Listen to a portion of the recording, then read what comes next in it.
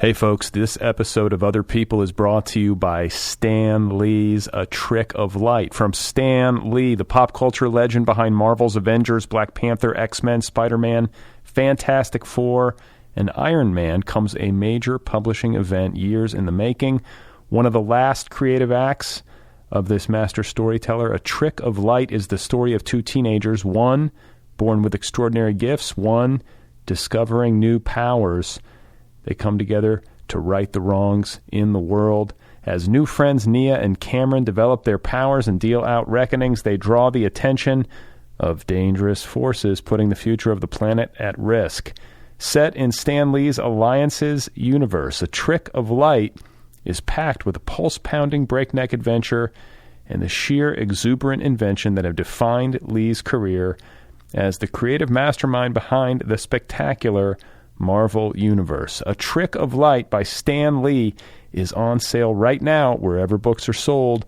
Learn more at hmhbooks.com. You are not alone. You have found other people. You and I have a friend in common. Every stupid thing that a writer could do, I've done. I think it's really beautiful. Dude, what a struggle, you know? It was incredible. You know, it's like your head exploded seeing what was really there. And now here's your host, Brad Listi. Just one person at just one time. Hello, everybody. How's it going? Welcome to the Otherppl podcast. My name is Brad Listi. Here I am, talking into a microphone. It's good to be with you. I appreciate you tuning in. My guest today is R.O. Kwon. Her debut novel is called The Incendiaries. It's available now in trade paperback from Riverhead Books. It is one of the most auspicious fiction debuts of the past calendar year. It's a national bestseller. And it was great to meet her, great to talk with her and learn about her book, her approach to writing, and her life. All of it is fascinating, and all of it is coming up in just a bit. I do have some mail. The mail keeps coming in. A listener named John says, "Hi, Brad. I have flirted with Buddhism and meditation on and off, but the sheer amount of literature and information is overwhelming. I listened to your conversation with Brad Phillips in episode 564, and it was so grounded and insightful around the subject. Are there any particular texts, foundational and or modern, that you would recommend? Thanks for what you do. Signed, John." So, thanks, John. I'm not an expert at this. I'm not even really, in a classical sense, a Buddhist. I don't go to Buddhist temple. I've never been on some really extended meditation retreat. I would like to do it, but I can't accommodate that in my life with young children and so on. That said, I have read a lot of books about Buddhism and meditation, and I am a committed meditator for a long time. And I think dispositionally, which I've mentioned before, I am always looking for the instruction manual. That's like what I'm looking for most of all as a reader. Like, where are the instructions? How do you do life? And Buddhist psychology appeals to me and seems sound. At the same time, I have to say that I'm not interested in anything dogmatic or any kind of magical realism. I don't care about deities or like fables or any of that stuff. But the basic nuts and bolts of how to deal with suffering as a human being in this life does appeal to me. I'm also super skeptical when it comes to people who present themselves as authorities in this particular area. I think there are a lot of hucksters out there and egomaniacs masquerading as gurus. If I had to pick somebody who strikes me as authentically wise, and just an excellent writer, like a genuinely great communicator / writer on this topic, I would say Thich Nhat Hanh. He's written dozens of books. If you want one that's like a really broad overview, there's one called The Heart of the Buddhist Teachings, which is pretty rigorous but also accessible. Pema Chodron is another excellent writer in this space. Tenzin Palmo is also really lucid. So you just got to kind of poke around. A listener named Tyler writes, "Hey, Brad, I just wanted to pop in and say how much your show still means to me. I've been listening for about 4 years, maybe 5. I don't listen every week, but I've been listening a lot this summer. That said, I wanted to express something arbitrary. I can't believe you own a robot vacuum, which you refer to in the monologue to episode 593. The Brad Listi in my head, the Brad I think I know, is staunchly anti-robot. It really surprised me. It gave me pause. I just don't see you as a robot guy. I know this is all just silly, but it got me thinking about how badly I want to body check this robot that, I don't know, works, lives at the big chain grocery store where I shop. This robot is like 7 feet tall and has these fake googly eyes, and it's always in my way. I have never body checked it, but I have not wanted something so bodily and purely as to hurt this robot in many years. Your casual comment about the vacuum on this episode made me realize the extent to which I have a pure aversion to robots. I don't even know why I'm telling you about this. I don't even really think that robots will take over the earth. I just don't like whatever it is they represent. Signed, a fan forever, Tyler.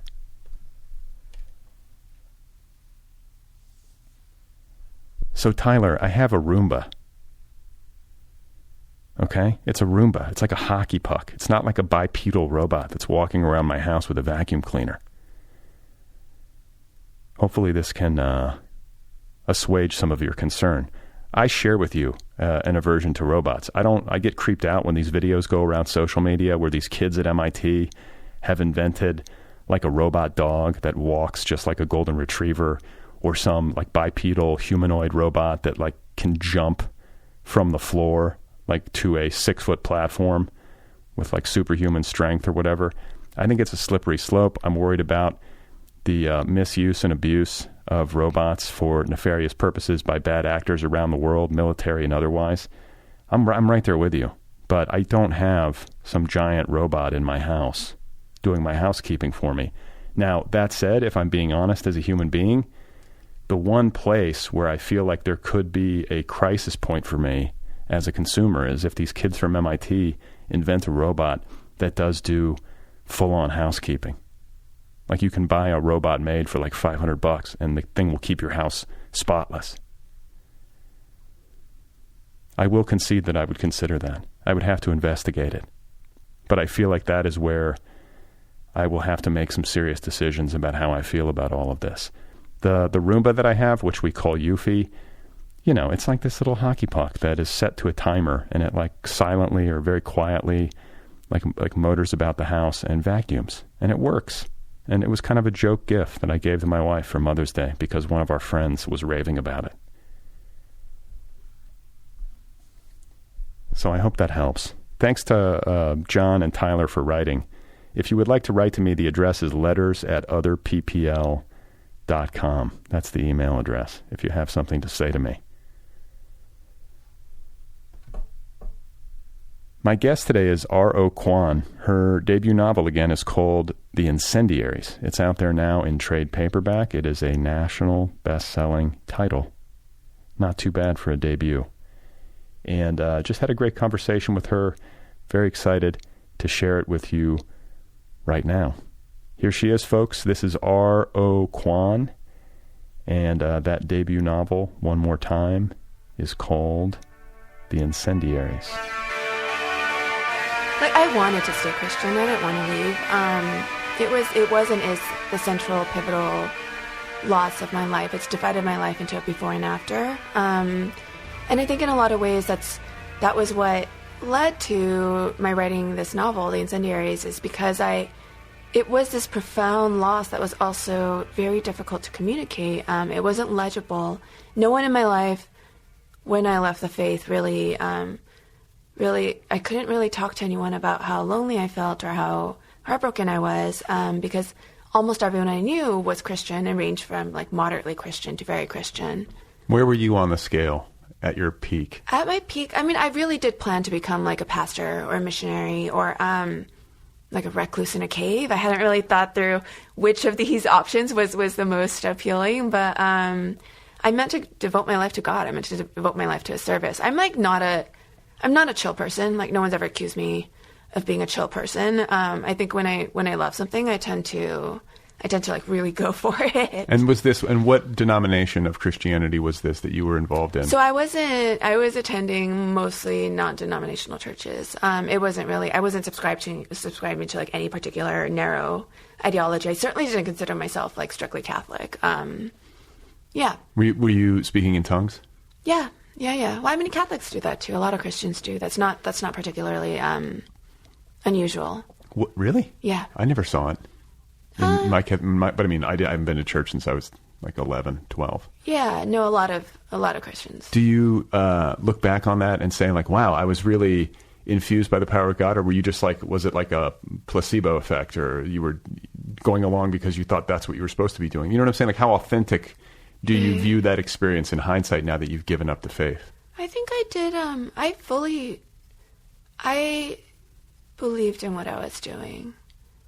I don't think you can unless you, I mean, I don't think it would be this lasting or deep of a grief if I hadn't believed in what I was doing.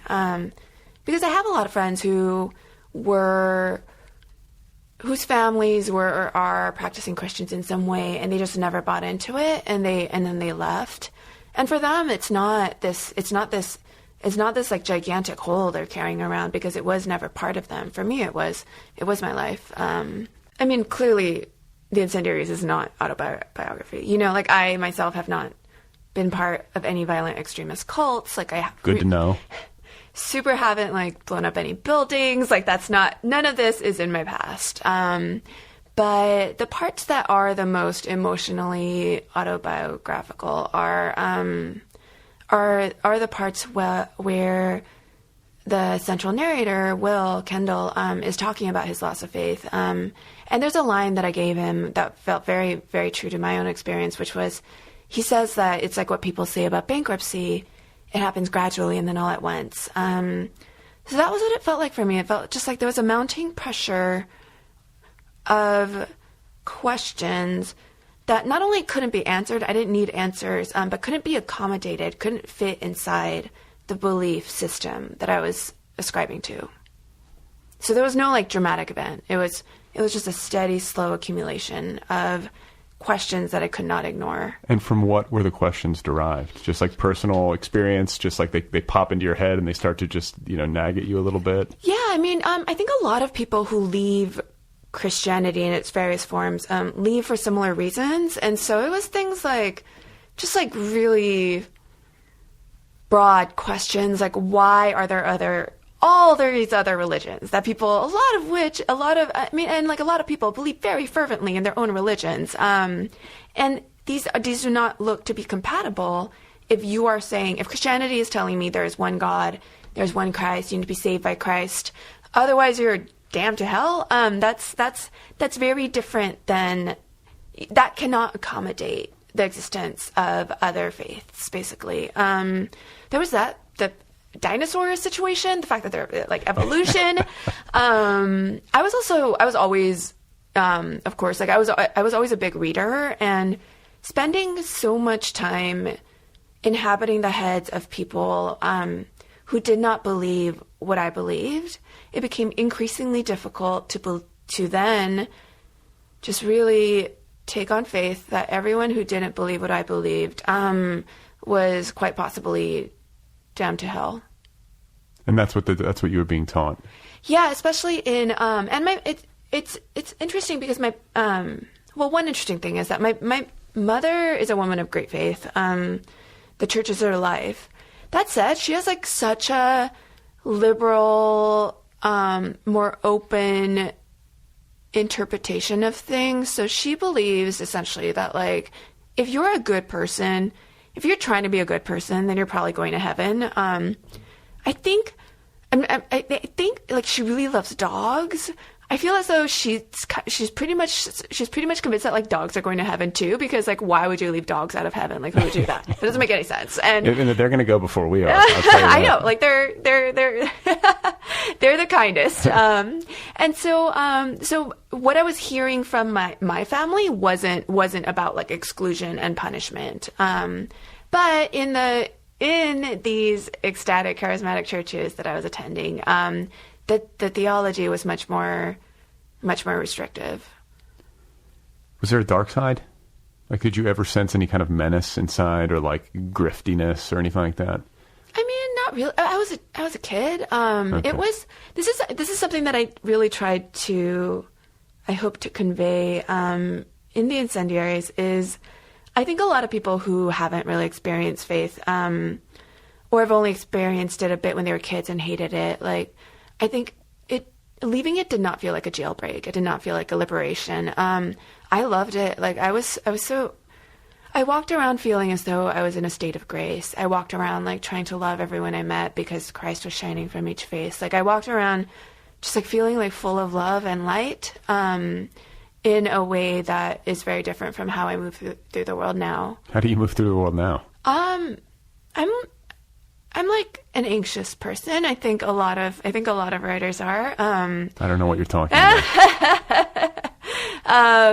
I think about death all the time. I'm still like just like appalled that we have to die. I think because like until I was 17, I just like truly thought everyone I loved was going to live forever. Like, death did not exist in my world, not the way it does now. And so it's like a running joke in my household, except it's not really a joke. Like, anytime my husband like leaves the house, like I'll just be like, watch out for cars, don't fall and hit your head, don't die. If you die on me, I'm gonna be so pissed off. Like, the safety structures, so many of this, the biggest safety structure I grew up with is gone. Right. The idea I had of this all-powerful, omniscient deity who was watching over everything and cared about every detail of my life, gone. And so instead I'm just very anxious and sad. Yeah. So you talk about I love that line about bankruptcy, you know, how it what is it, slowly and then all at once. Yeah, gradually and then all at once. Yeah. So what about the all at once? Like, what was the all at once? It felt as though it was just one day I realized I didn't believe anymore. And there's a scene in which Will, in the novel, he prays for the last time to God and he just like asks for help. And that too was very much what I did. But it was as though, you know what it felt like? I've been thinking about this metaphor more recently. It felt a little as though, you know, like in zombie movies, how there'll be like one person on one side of the door, and then there are like 10 zombies on the other side, and then there are like 20, and then there are 50 because the zombies are flocking, and you can feel them all trying to push the door down. You're like, that door is not going to hold, man. Dude, you're so going to fucking die. And it's really stressful. That was what it felt like for me, but with like doubts and questions and all these things that were just like jamming up against a door that I was trying to keep shut. And the minute I let the door open a crack, the zombies all came in and it was over. You got eaten. Yeah. I got zombified. Yeah. Now, are there books, like specific books that you can point to that you read that had a big impact on your thinking and pushed you in this direction? Or Not was it just really. I mean, I was reading so much. There was no like single novel or nonfiction book or book of poems or whatever that I can point to as saying like that triggered. So there's really no one event I can point to as being sort of a triggering event. So where are you now? Are you like an atheist? Are you an agnostic? I'm agnostic. I call myself agnostic. I'm allergic to, I think part of what a religious past that felt so profound and that felt so real to me, what that's left me with is an allergy to certainty. So I would never say that I'm an atheist. I'm an agnostic. But I'm also so allergic to certainty that I'm like suspicious of that sentence itself. Like, that's a certainty, being allergic to certainty, right? Like, and so I prefer. I love what Cortázar said. He said something about how he's on the side of the questions, and I feel as though that's where I am. And that's also what I love about fiction too. The fiction I love is not trying to find like easy answers. The fiction I love is far more interested in hanging out with the unknowing, with the mysteries. I am allergic to certainty, at least in my own head. I'm allergic to certainty about fiction as well. And so I like to, at least like when I talk to writers who are working on something, I try to hew very closely to the side. I still want to stay with uncertainty, even about what people are doing with their writing. And so I usually just tell people, like, fiction is a house with many rooms. It can accommodate a lot of different books, and so I try to keep that open. But with my own writing, I would say that with my own writing, I'm very much interested in staying on the side of the questions. You're just like I am uncertain about it all. Yeah. I feel that. I think that's a good way to be. I mean, there's a humility in that. Well, and it's also just, I feel as though if I start feeling certain about what fiction should be doing, I feel as though that is immediately cutting me off from other possibilities. And, I worked for 10 years on the Incendiaries. Really hope the next book doesn't take as long. And I want to write more books. I hope to write until I die, whenever that is. And I very much want my fiction to I don't want to just keep doing the same thing. And so that I think I want to stay open because in part because I think it would hurt my fiction if I closed off. Yeah. No, I mean, you want to stay like creatively open to possibilities. Yeah. So how did your parents and your family respond? Like, how did you make this announcement, or did you make an announcement? Did you say, hey, I just gotta let you know the zombies won, they came in and devoured me and I'm done? Like, yeah. How did they respond? It was, as I said, my mother's a woman of great faith. We're very close. I'm sure she'll listen to this. It's very endearing. Like, she listens to every single one of my... Hi, Mom. She listens to all of it. She reads all the interviews. She reads all the reviews. She's like all over the internet. She stalks my Instagram. It's extremely endearing. But she is a woman of great faith, and she essentially believes that she will pray me back into the fold by like Wednesday. Maybe like Thursday. That's the time frame she has in mind. That's sort of how my mom is. Like, my parents still are like, at church every Sunday. Yeah, I mean, I do understand where my mother's coming from. In that, well, Christianity, I mean, the Bible, like Christ says over and over. Granted, I try to be careful in how I talk about the Bible, because I know a lot of people have different readings of the Bible. So, okay, the Bible is a vast, capacious, often self-contradicting document. It's huge. It's full of thoughts. Have you read it? But oh yeah, of course. But I mean, like, read the book like you read a book, or you just have like over the years heard. Like Oh no, I've read it and reread it, and while I was writing the Incendiaries, I was reading and rereading the Bible. I was reading a lot of religious thinkers. Like, I love Simone Weil. So yeah, I love to engage with the loss. I think because in so many ways it still plagues me every day of my life. It's such a gigantic part of, it informs everything I write. I mean, of course, the Incendiaries is like soaked through with, it's like shot through or soaked through, I'm mixing up metaphors, with the loss of God and with that grief. But everything I write is like, even the most unrelated seeming nonfiction piece, in some ways it's in there, and it's never not what I'm writing about. So yeah, I was reading the Bible a lot. And do you find, like, in the absence of, now that you've lost that sort of like safety net that you talked about, mm-hmm. have you tried to replace it with anything? Do you have other coping mechanisms that you've kind of brought to the fore to try to help you deal with the trials of life? Yeah. It's funny, I was at an event last week, and one of the questions someone had was just like, I think I talk freely about anxiety. I'm totally happy to on social media, and one of the questions was just like, how do you deal with your anxiety? Can you tell us? An interesting thing about anxiety, for me at least, is that I feel as though it's a very good friend until it isn't, like anxiety keeps me from, for instance, so like it keeps me from like missing deadlines. Like it makes me work harder. I think it makes me a better friend because so often, like I'll go home from having hung out with a dear friend, and if we've had like 3 drinks, then like I'll wake up the next day and I'll just be like, oh my God, when I said that thing, I feel as though the air kind of shifted. I swear I saw like a microscopic change on my dear friend's face. She must be angry at me, and I'll send her an apology text, and she'll just be like, "What the fuck, dude? Like everything's great." It was wonderful to see you. But I would so much rather err on the side of being that concerned rather than just be like a totally chill, like, I can say what I want, do what I want. I can turn things in late. Nobody will care. It's fine. Like, I don't want to be that kind of a person. I don't either. And I think type A people make the world go round.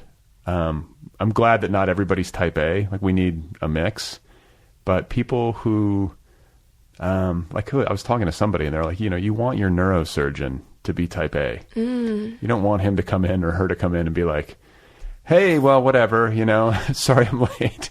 Yeah. Let's get you under anesthesia. I just took some CBD oil. I think you need people to be on their game, but I think recognizing it in yourself is the first step towards making sure it doesn't, consume you. Yeah, and I think in a lot of ways, in a lot of ways, writing is so hard. I find it to be very difficult. I know everyone does. Every writer does. I also, when I'm deep in it, when I'm just like really hanging out with the sentence and absorbed in the work, I really do. There are parts where Phoebe, the woman who falls into a cult in the Incendiaries, where she talks about when she used to think she could be a piano prodigy. She was very serious about the piano as she's growing up. And there are parts where she talks about how when she was playing the piano, like at her best, she really did lose all sense of herself. And that's how I feel when I'm writing. If when it's going well, which doesn't happen all that often, when I'm just really in it, I lose all sense of myself. I forget I have a self. I lose all sense of ego. I lose all sense of time. And I'm just there with the work, but like not as me. And it's the most joyful feeling I know. It's the best thing. And so writing does a lot for me. Reading does a lot for me. Those are two I turn to a lot. There are also ways in which it's a consolation prize. It doesn't make up for what I lost at all. But there are ways in which believing now that every joy has an end. Believing as I do believe that everyone I love I'm going to lose in some way or another. It does make the joys sharper. Like it makes the joy when it's there. It makes the love when it's there.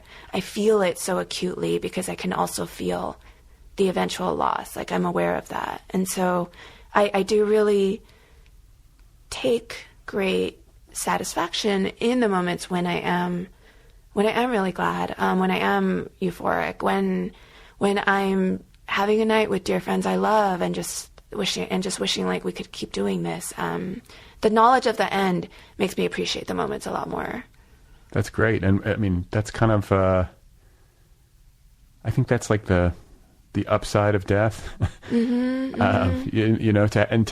think about it. I think there's value in considering death every day, like not to an excessive degree where it's stifling your ability to function or something, or that it's making you super, super morose. But I think having a very clear-eyed sense of the fact that this life, anyway, is finite does make you prioritize, like how you want to be while you're here and appreciate the people and the things that you appreciate. And so what do you think happens when we die? Are you just uncertain there too?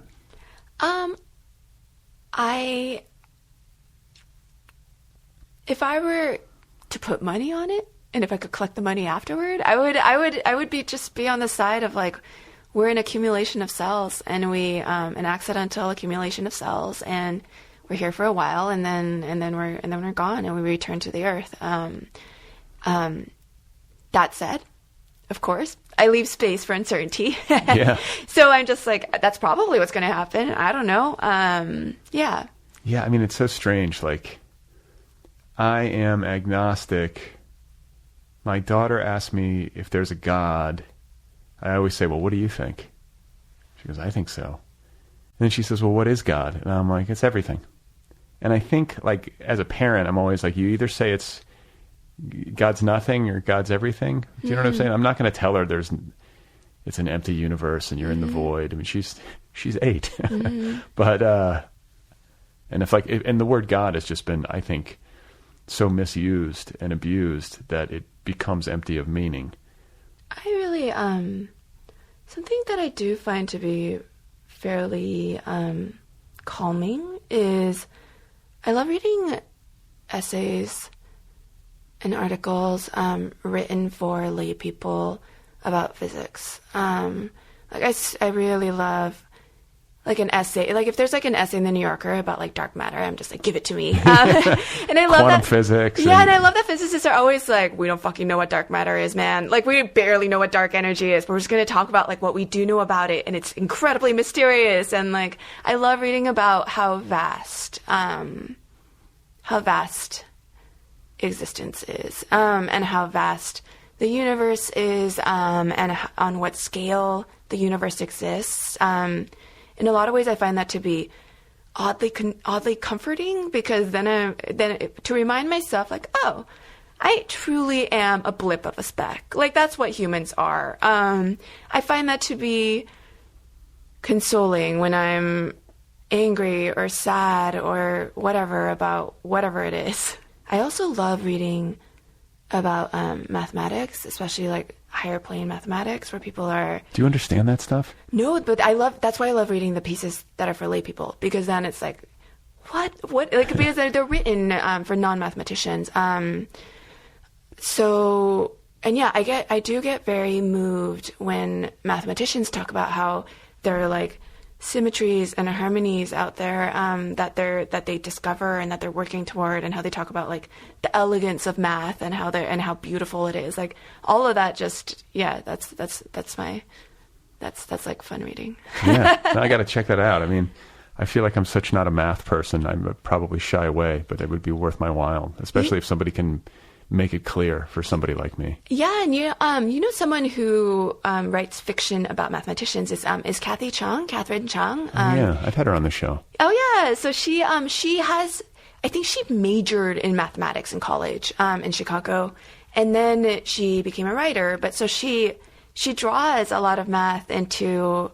She talks about it in her fiction, and I always yeah, I love it so much. I love it when she does that. You're like, oh, you're a brilliant fiction writer and a brilliant math mind.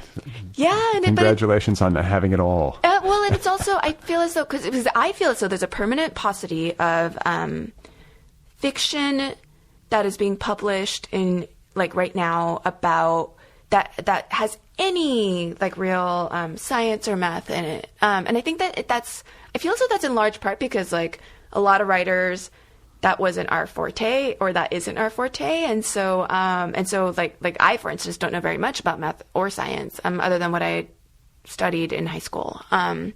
But when it does come up, I'm always like, yes, help me, more of this. Yeah. I love it.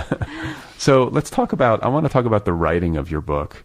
It's kind of like, it's always heartening for me, and I think a lot of listeners, to hear about books that are very well realized and have managed to find a readership, and if you've gotten to kind of take the ride with this book.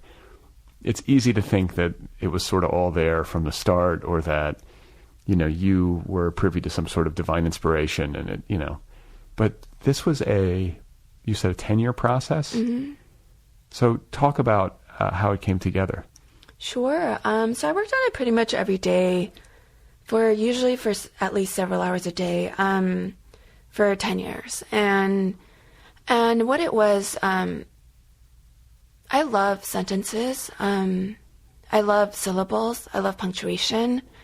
I can really just spend, like, if I have a writing day, if I have the glorious opportunity of a writing day in which I have, like, say, like 7 hours to write, if I spend those 7 hours staring at 2-3 sentences, changing some words, moving around some commas, and then deleting 2 sentences and being left with 1, like, that was a really good writing day. You feel good about that? Yeah. Then I'm like, I just feel, at the end of that, I feel really fulfilled. I'm like, I'm doing the work I was fucking put on this earth to do. And what I really did was I moved around some goddamn commas. And, like, that feels amazing to me. I love it. That I found the hard way was less conducive to writing early drafts of something as large as a novel. And so I spent the first 2 years working on the Incendiaries, just reworking the first 20 pages over and over and over again. For 2 years? Yeah, for 2 years. I had this idea that I needed the sentences to be exactly right, and if they weren't right, then the rest of it would be all fucked up. You have, like, OCD tendencies? I don't have diagnosable OCD. I know I shy away from saying that because I know people with diagnosed OCD find it hard when people talk casually about being OCD. Right. But I do find if there's a picture frame up and it's a third of a centimeter off the level, that is unbearable. I'm kind of that way. Yeah, if a drawer is just like a little bit open, I want to cry. Close that fucking drawer. I won't actually cry. I'll just like jump up and close the goddamn drawer. Exactly. I like things to be neat. I think there is. I don't think there's anything to apologize for wanting to take care of your physical environment. Like I think it can be. I guess you can take it to extremes. But wanting to live in a nice space, I think your external environment equals your internal environment is what I'm saying. That's something that I've found to be very interesting about how I've changed my living space, especially the room in which I write. So in my apartment, we have nothing on the walls. There are no pictures, no like printouts of other people's like writing, just nothing. It's blank. What color are they? They're like off-white. Okay. And most of our furniture ranges from like there's like black, off-white, and like some dark brown. You've got like kind of a goth aesthetic. So I also only buy clothes that are black. And you have the eyeshadow. Is it eyeshadow? It is eyeshadow. Okay, yeah. because you wear like eyeshadow under your eye. It's kind of like a unique look. Yeah. Well, I started so a few years ago. I read that Obama only had basically just like copies of 3 suits that he cycled through, and he said that it was because he was trying to take one decision out of his life. So he always knew he was going to wear one of 3 suits. And when I read that, I was like, oh, that makes so much sense because I also love reading like studies about like why we are the way we are, like why we behave the way we do. And I'd been reading about decision fatigue. And how when you have a lot going on, it can be really hard to, like, your ability to make decisions decreases. You don't have an infinite ability to make decisions in a given day. So I just immediately switched to, and I felt kind of insulted because somebody quoted this somewhere, and they were like, Kwon got this from Steve Jobs, and I was like, I would fucking never. Jesus Christ, it was Obama. Like, but I just, it's just like paring away decisions, paring away things I don't have to think, making it so that I can spend as much of my brain as possible on my writing, and less of it on like what I'm going to wear. So whenever I ask myself like what I'm going to wear today, it's always like a black dress or like black jeans and a black shirt. And that just makes it my life easier, or not easier. It just gives me more space to focus on the writing and the reading. And did this shift, like, because of course, like in my head, I was leaping to like a post. Is like post God R.O. Kwon. Like, are you in mourning? Is there like some sort of goth thing happening where you're like, my God is gone, and so I'm going to wear black now? No. I mean, I like in college, I wore very colorful clothes. I had a lot of. I still have like some of those dresses that I haven't given away yet because I'm just fond of them. I should get rid of them, but I'm never gonna wear them again. But yeah. But that's also why I don't have things up on my walls, because I realize I don't like to have visual distractions either when I'm working, and so we just have like a very stripped down apartment. Where there's just not very much to look at, and I like that. Like it's like a blank page. Yeah, and if I'm traveling, so if I'm like in a like last night I was in a hotel, and I was trying to get a little bit of work done. I would never ever sit in front of like a window. I would never ever sit in front of a view. I always want just you walk like a into wall. the hotel room and just start taking the pictures off the walls. I don't do that. I just face away. Like I face away from the pictures. Like I move distractions. Wow, that's kind of an ascetic approach, though. But it's like I get it. Like to get this work done is so difficult, and these little things make a difference. They really do. And it's it's part of it's that the existing world is so vivid and so interesting, right? And so I am trying to the extent possible, to have my fiction, when I'm working, my fiction, I want it to be more alive to me than the world around me. And And so I also have a lot of rules in place when I'm writing about so I try very hard to go straight from bed to coffee, and then from coffee, I just take my mug to my laptop in the dining room, and I start working. And I try very hard to have no interruptions in there. What time are you getting up? I often get up around when I have my time, when nobody else is setting my time. I'm very nocturnal, so I have to go to sleep around 6 or 7 a.m. and I wake up around noon or 1. Oh, wow. Yeah, I'm very nocturnal. So you get I always say I'm nocturnal. People are like, and I'm like, no. So I go to sleep around 7 at dawn. You're up all night. Yeah, I'm often up all night. Yeah, you're a night owl. That's your chronotype. Yeah, I can feel the minute the sun goes down, I can feel my brain pick up energy, or just I come more alive as soon as the sun's gone. I've been doing a lot of sleep research for my day job. Oh, wow. So I'm steeped in this, and all I can say is that you are a night owl. If you're somebody who naturally stays up until 6 o'clock in the morning. Yeah. But I'm curious about the fact that you don't do work in the night, because I feel like a lot of night owls tend to, night owl writers in particular, tend to love the night as their writing time. But I love that too. Oh, you do? Okay. Yeah. So I figured out how I work best at artist residencies, where of course you just have to for people who don't know, so at artist residencies, there are artist residencies all across America, and there are others outside of America too, where they house you and feed you and even make your coffee, and there are a lot that are free, and you apply to get in, and then once you're there, you truly can think about nothing but your work, and that was where I realized that I do best if I jump to my writing. That was where I realized that I do best if I can go to sleep in the early morning rather than keeping the hours everyone else is keeping. What do you do in the night, from midnight until 6 in the morning?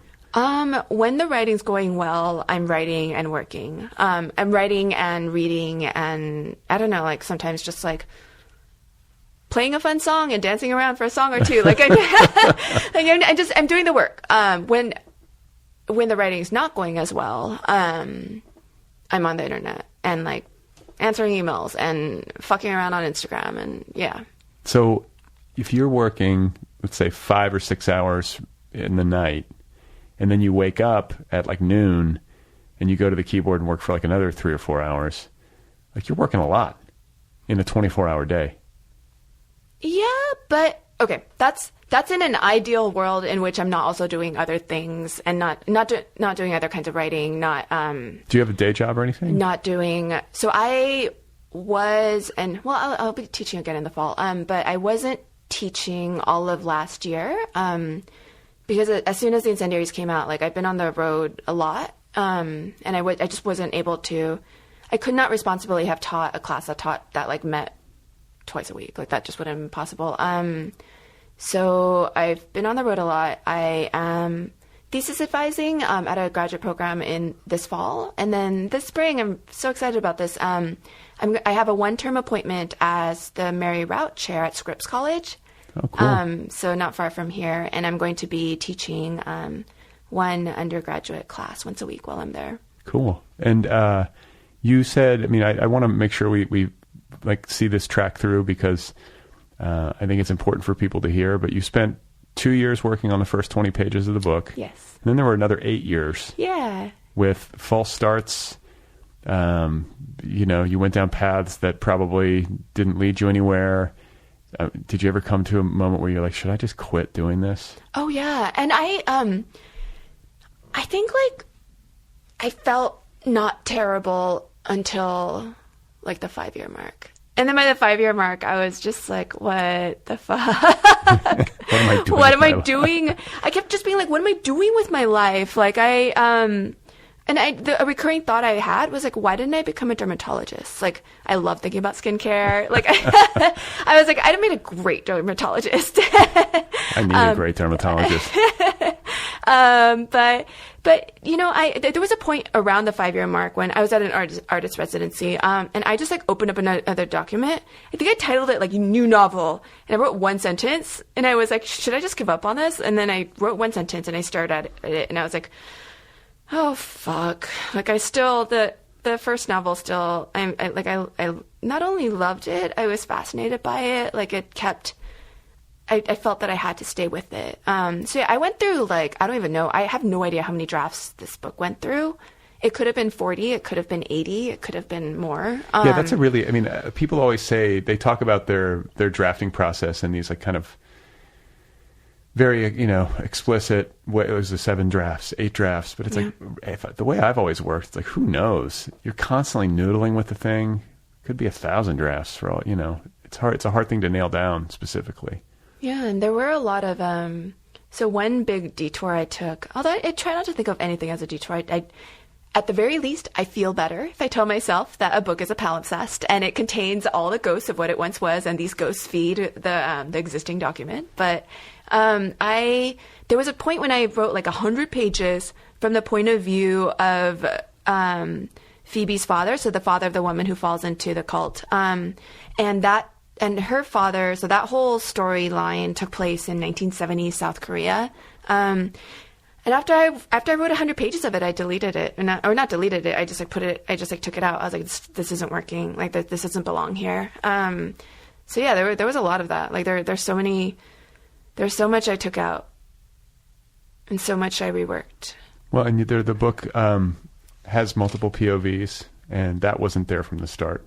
Yeah, so it was originally told entirely from Phoebe's point of view. At the 2-year mark, after I threw everything away, I realized there was something about Phoebe's point of view. So she, I'm not giving much away by noting that she both loses and feels that she gains a great deal over a relatively short period of time. And so her experience of the world is relatively spiky. Like there are a lot of really, really high highs and really low lows. And to me, I felt a little too constrained being in a perspective that contains such highs and lows. And so I thought a lot about books that are narrated from the point of view of somebody who's not at the center of the action. And an obvious example, but a book I love, is The Great Gatsby, which of course is narrated by Nick Carraway, who is the least involved of everyone in the book. It's like peripheral first person. Yeah, and so and so from years 2 to 6, that was when Will Kendall, the man who loves Phoebe and opposes the cult and much of what it represents, he started taking over the narration. And I found that it just let a lot more air into the book. It meant that I could play with a lot more different registers. And then at year 6, I sent the novel to the woman who would become my agent, Ellen Levine. And she thought that it needed more of the cult. And I found that I agreed with her. I never made a single change to the book that I didn't believe in. This is something I try to tell writers. I think a lot of writers don't realize, you don't have to make a single change that you don't believe in. It's your book, it's your writing. But so let's see. So that was when John Leal's point of view, the cult leader's point of view, came in. And then at year 7.5, my agent was looking at the new draft that I'd sent her, and she was like, I do still feel as though there should be more of Phoebe. And I was like, oh, God damn it. There were 2 years of work I threw away. But I found that meant that I did know a lot about Phoebe that perhaps wasn't making it onto the page. And I found that I wildly agreed with her. And so that was when Phoebe's point of view started more explicitly coming into the novel. And then my agent sold it to my editor at year 8.5. And then with my editor, we revised it over a span of time that amounted to about a year and a half. Wow. So what was the sales process like? You go out with this thing after 8.5 years, and did it go quickly? Did it take a while?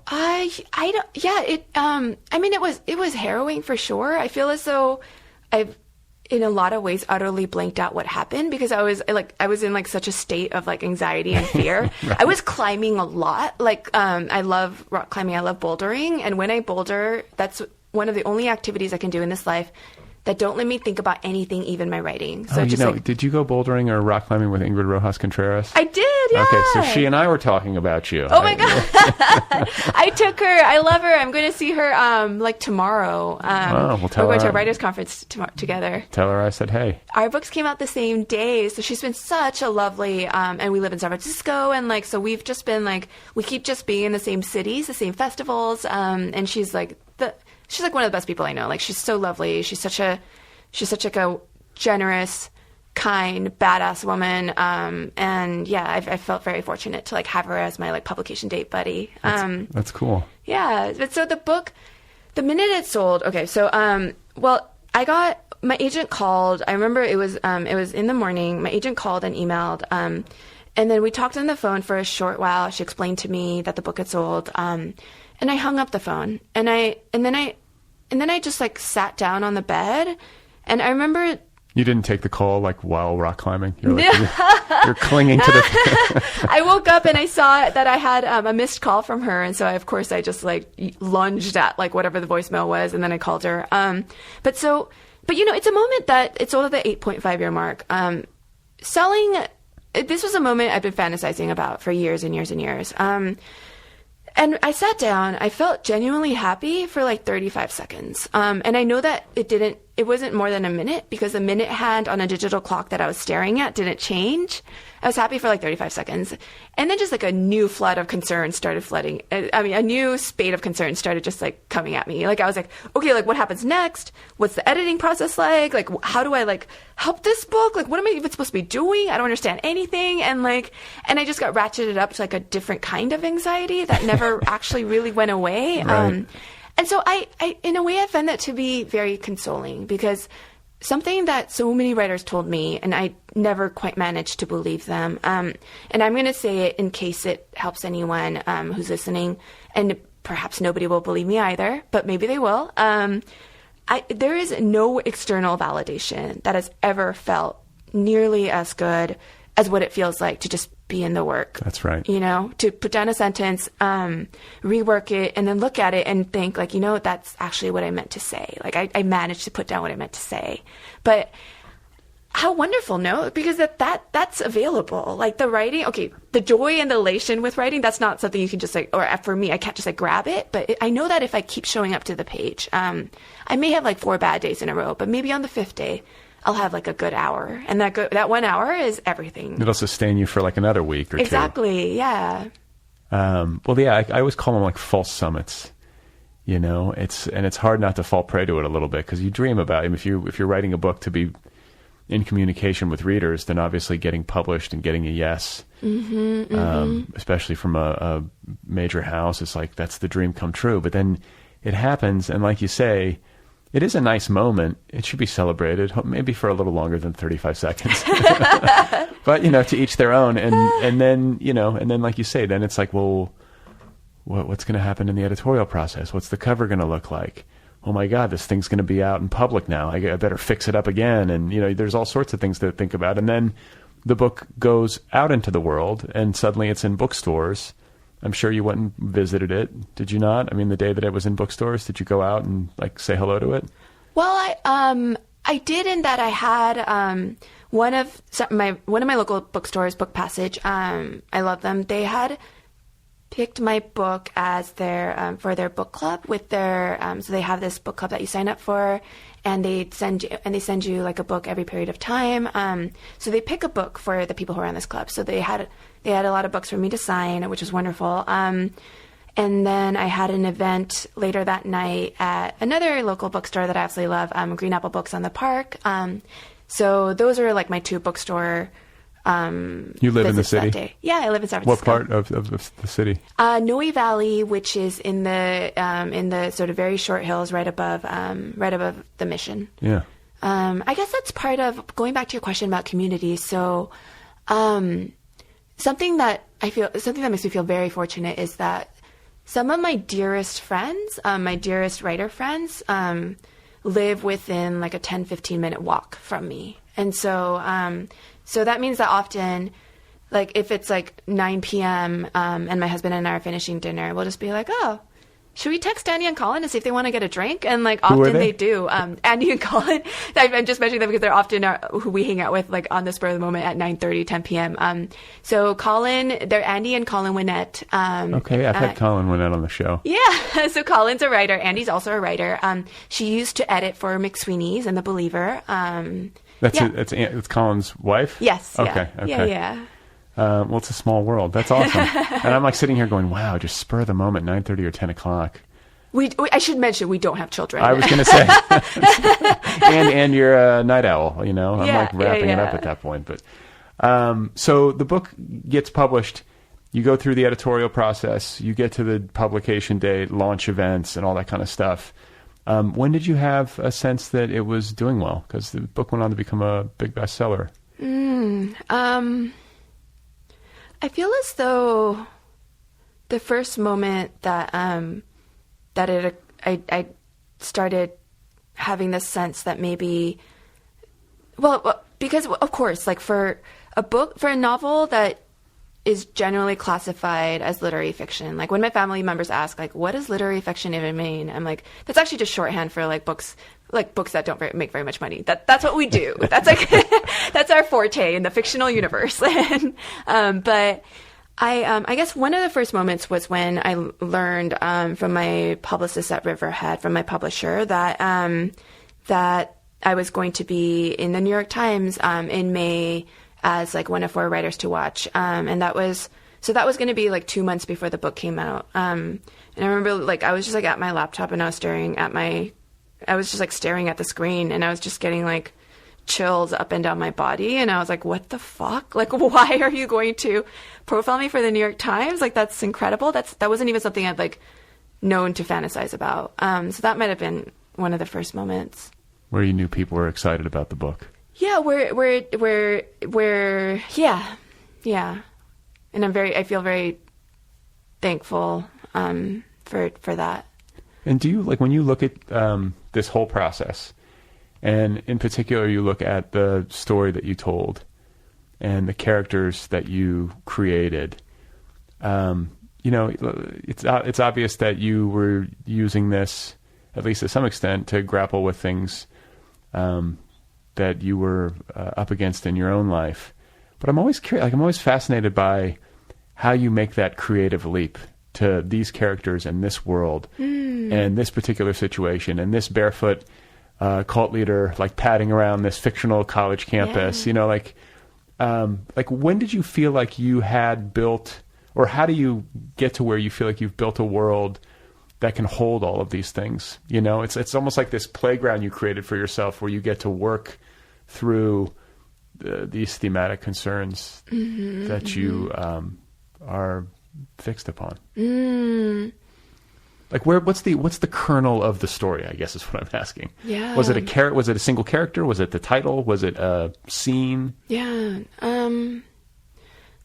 The kernel would be that I think I always knew that I would want my first novel to grapple very explicitly with the loss of faith and with what that means. Because when I lost my faith at 17, part of what compounded my loneliness was that for the first time in my life, I couldn't find any fellowship in books. I couldn't find any balm from my loneliness in novels. And because like as like a bookish, geeky teenager, I was super used to feeling tragically misunderstood by the world at large, right? Like that's like what like bookish, geeky teenagers, that's what you go through, and then you find your people with luck. And but I had never not been able to find something in books, and for the first time I couldn't find books that grappled with the loss of faith, with what it is to lose something as enormous as your God, and so. And since then, I've come across a few more, but there really aren't that many. And so I just really wanted to write a book for that girl, that woman, that 17-year-old, that 18-year-old woman who felt just like utterly alone in the world. And I wanted her to know she wasn't that alone, and she's not that alone now. You should do a podcast about this. It's called The Loss of Godcast.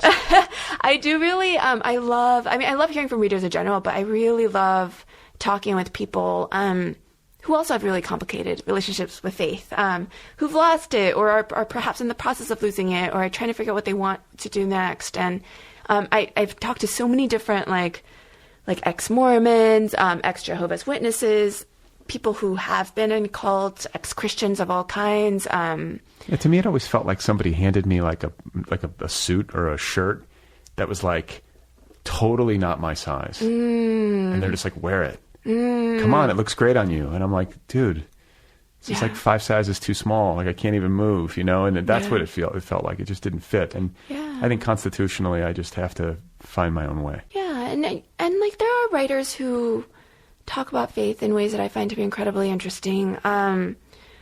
This is in a very different way, but like I love anytime Clarice Lispector talks about God or mentions God, like I find that to be powerful and fascinating. Anne Carson is so interesting on faith. But yeah, I wanted to write a book for that. And I wanted also to convey how wonderful it was to believe in so many ways, how joyful it was. I don't say this lightly. I'm very close to my parents. But I remember for a long time thinking that I would so much rather have lost my parents than lost God.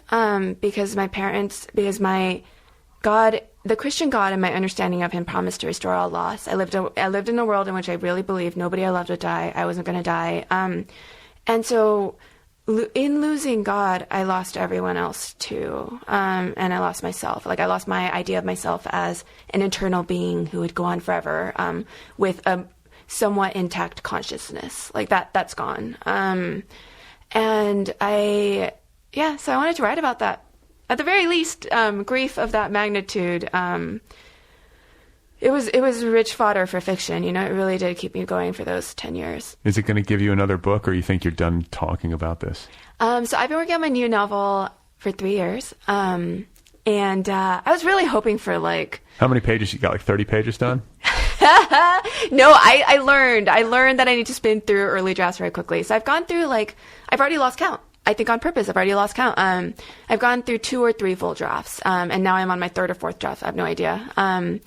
And it's centered on 2 women who are both artists, and there's a photographer who becomes professionally and then personally obsessed with a choreographer. And with this book, I'm very interested in questions of what women are not only allowed but pushed to want, and what women are often punished and are judged for wanting, and the ways in which that can be different for women than for people who aren't women. And so for 2 years, I tried very hard to keep out all mention of God. And then at some point, I was just like, you know what, this is really missing something. Like it's like there's like a depth that's lacking. I was like, oh fuck, and the fucker's sliding back in. There's a character named God. So he's so the loss. One of the characters, the photographer, who's the narrator, her complicated relationship with faith is very much part of her art. There was no way to keep it out. It's possible I'll never be able to keep it out. Yeah, I guess I have like a hard time like grokking people who have like it's just no belief, and also like no interest in like asking big questions or like grappling with this. I think there are people who move through their life and they're just like, yeah, I just watched like another Netflix show and went to my job and getting drinks with my friends and like just sort of ignoring mortality and big questions. I mean, does that happen? Am I wrong? It seems like some people are able to just sort of drift through life like that. Maybe that's the way to go, but I can't do it. You know, I know people who were raised with no sort of overarching faith, and who are genuinely, knock on wood, I don't know why I'm knocking on wood, like who are genuinely not afraid to die, and I find that to be so wild and so fascinating. Do you think they really have no fear? Yeah, these are people who are very close to me, and they're just genuinely not afraid to die. They're like, well, you know, one day death will come and then we'll be gone. We won't even know. Why are you so stressed out about it? And I'm like, that's the terrible part. The terrible part is that I won't even know. I would rather know and be miserable than not know. But I don't think that's a less valid way to live. Like they're also like really lovely, generous people who care about a lot of things and do a lot with their lives to try to be better, more responsible people, more responsible stewards of their own lives.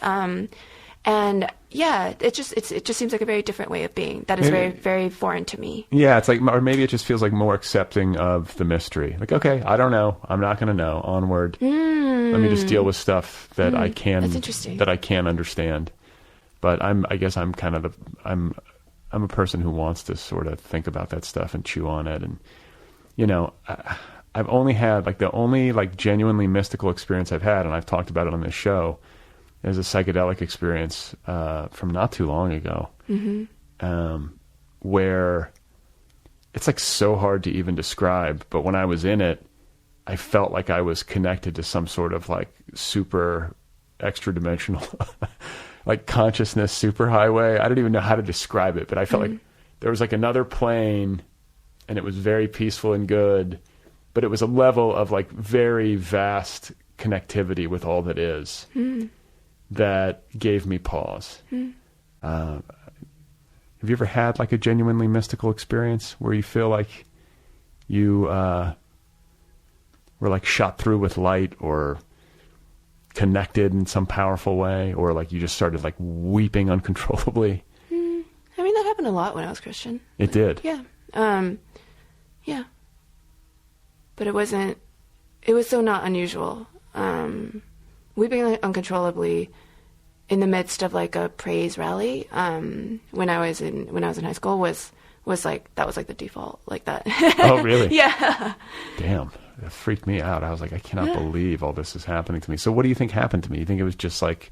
I'm not going to... I am definitely not going to try to... Come on, help me. I need to understand. Definitely not going to try to diagnose that, yeah. Well, it's been so fascinating talking with you. I congratulate you on this book. I think it's super cool that you were able to take all of this stuff and like, reconstitute it into such a beautiful book. No, thank you. And I wish you luck. Hopefully the next book, do you feel like you have a sense of when it's going to be done? I don't want to even. We'll knock on this, like, whatever this wood, if it's wood, and hope that, you know, it all goes well, and I wish you luck. Thank you so much.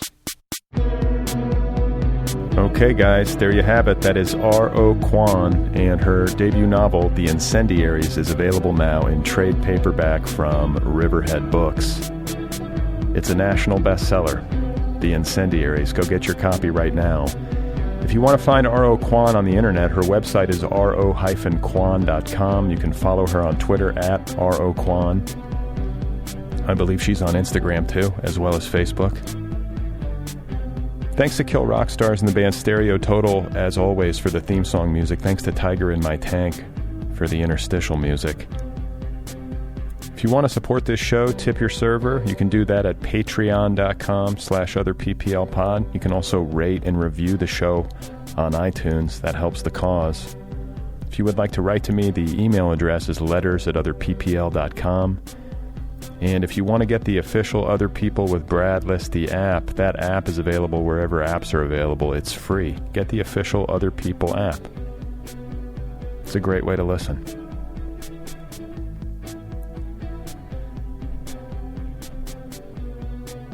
Next week on the program is TBD. I have some great interviews here in the can, but I got to figure out how I'm going to roll them out. I got to look at the calendar and publication schedules and whatnot, but know that there will be an episode next week, as always.